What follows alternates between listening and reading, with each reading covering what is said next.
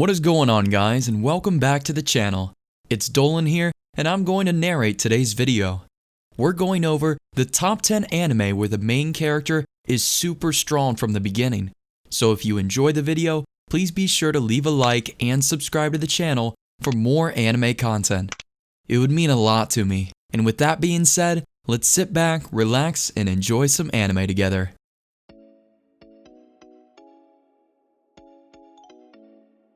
Coming at number 10 on the list, we have Active Raid. In this anime, in a futuristic post-disaster Tokyo, the Special Public Security 5th Division 3rd Mobile Assault 8 Unit, or Unit 8, is a police unit specializing in handling criminals, who wield dangerous, wearable technology called willware. Equipped with willware of their own, the squadron is often criticized by the public for their carelessness and disregard for protocol. Sent in by the government as an undercover agent with special instructions from the higher-ups, Asami Kazari is Unit 8's newest member. Determined to straighten out what she expects to be a group of incompetent fools, she instead finds a team of well-intentioned experts who use very effective, albeit unorthodox, methods hindered by strict regulations. With their newest member by their side, Unit 8 fights crime and overcomes unexpected adversaries in Active Raid. Coming at number 9 on the list, we have Amanite Yo, or Ah My Buddha. In this anime, the protagonist of the series is the monk-in-training Iko Sotonaka, who transforms into a super monk with the ability to perform mass exorcisms for the girls he lives with. Note, in this anime, he transforms from seeing a naked girl. He lives in the Sainji Temple as a Buddhist priest in training with 6 other nuns, Haruka Amonagawa, Sumi Ikuna, Hinata, and Sakura Sagai, Chitose Nanbu, and Yuka Otada, each of whom represents one of the bosatsu of the 6 lower realms of the traditional Buddhist cosmology. Chitose is the main love interest and has a love-hate relationship with Iko, which is somewhat typical in many other anime, involving numerous misunderstandings, beatings, and angry tirades, where the male is clearly at a disadvantage to the female. A side effect of Iko using his ultimate power is that immediately afterwards, he turns into an even bigger pervert than he normally is. The subject matter of the series is Iko's self-destructed power and the powers of the other nuns, and their training to control these powers, as well as their mostly non-romantic relationships. Coming at number 8 on the list, we have Aquarion Logos. In this anime, for thousands of years after its development, mankind used the written word for communication between people and generations. As millennia passed and technology became more prevalent, writing, and thus communication as a whole, diminished until it could only be found on cell phones and computer screens. Seeing an opportunity, the sorcerer Sogon Kenzaki starts infecting words with the Nesta virus, which brings them to life and turns them into monsters called MJBK, Menace of Japanese with Biological Kinetic Energy. To counter this attack against humanity, an organization known as DIVA, Division of Earth Verbalism Ability, assembles a group of youths with the ability of verbalism. They have to pilot the vector machines, which are used to form the mechas dubbed Aquarions. The one wildcard in the situation is the self-dubbed Savior, a man who is the direct relative of a famous calligrapher named Akira Kaibuki. Coming at number 7 on the list, we have Chrome-Shelled Regios. In an alternate reality, Earth is overrun with mutated nanomachine beasts called filth monsters, or contaminoids in Funimation's translation. Humanity is forced to live in large mobile cities called Regios and learn to use weapons called Daite, and harnessing the power of K to defend themselves. The truth is that these people are lost in an alternate reality caught between struggling as pawns of the founders of this space and those trying to destroy it. Only upon its destruction can everything revert to the real world. However, many generations have passed since the creation of the world, and naturally the citizens who inhabit it fight for their lives. In the academic city of Zulni, Leif von Alsaif is hoping to start a new life without martial military arts and forget his past. However, his past has caught the attention of Callian Loss, the student council president, and Nina Antok, a military arts student and captain of the 17th Platoon, who instantly recognizes his abilities and decides he's the perfect candidate to join her group. Coming at number 6 on the list, we have Isekai no Sakeshi Monogatari, or Tenchi Muyo War on Geminar. In this anime, Kenshi Masaki has been kidnapped and brought to the world of Geminar by a mysterious group. To get back home, he agrees to help them assassinate the newly crowned Empress Lashara using a giant robot called Sacred Mechanoid. As her army fights them off, Lashara takes note of Kenshi's abilities and demands that her attacker to be captured alive, only to find out that the pilot is male, which is extremely rare on Geminar. Believing it to be a waste to kill him, she makes Kenshi her attendant.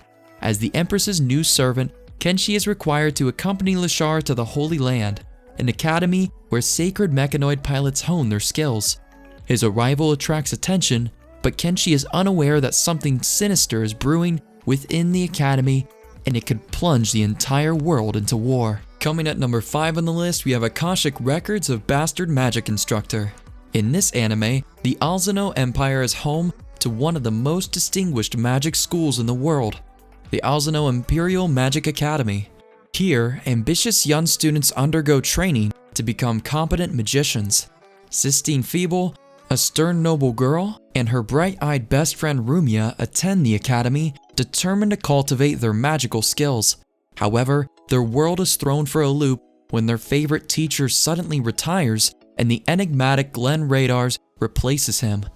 His lazy and indifferent attitude toward life and magic quickly puts him at odds with the class. What's more, nefarious forces hidden within the Empire's walls start to become active, and Sistine, Rumia, and Glenn find themselves caught up in their schemes. Coming at number 4 on the list, we have Akiba's Trip the Animation. In this anime, Otaku siblings Tomatsu and Niwaka are shopping in Akihabara when it is overrun by vampiric cosplaying monsters.